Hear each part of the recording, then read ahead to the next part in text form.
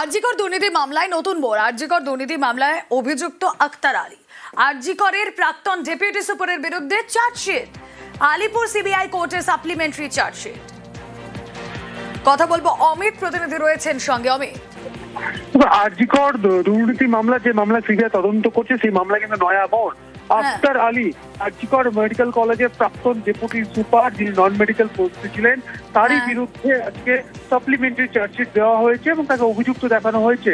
এবং শশীকান্ত চন্দ্রন নামে আরেকজন প্রাইভেট পার্সন, তার বিরুদ্ধে কিন্তু চার্জশিট দেওয়া হয়েছে তাকে অভিযুক্ত দেখিয়ে। এবং জানিয়ে রাখবো যে আক্তার আলী, যিনি ডেপুটি সুপার ছিলেন, যার অভিযোগের ভিত্তিতে কিন্তু এই আরজিকর দুর্নীতি মামলা শুরু হয়েছিল। এবার সেই অভিযোগকারী আক্তার আলীর বিরুদ্ধে সিবিআইয়ের তরফে অভিযুক্ত দেখিয়ে তার বিরুদ্ধে চার্জশিট দেওয়া হয়েছে। এবং আজকে স্পেশাল সিবিআই কোর্ট, আলিপুর আদালতের যে স্পেশাল সিবিআই কোর্ট, সেখানে আক্তার আলীর বিরুদ্ধে সাপ্লিমেন্টারি চার্জশিট জমা করা হয়েছে সিবিআইয়ের তরফে।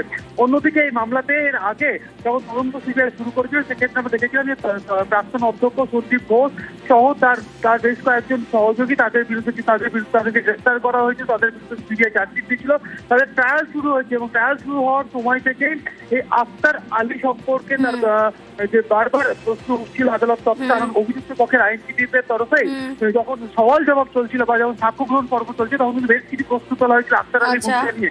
তদন্ত এগিয়ে নিয়ে যেতে গিয়ে আক্তার আলীকে অভিযুক্ত দেখিয়ে চার্জশিট দেওয়া হলো সিবিআই তরফে। বেশ।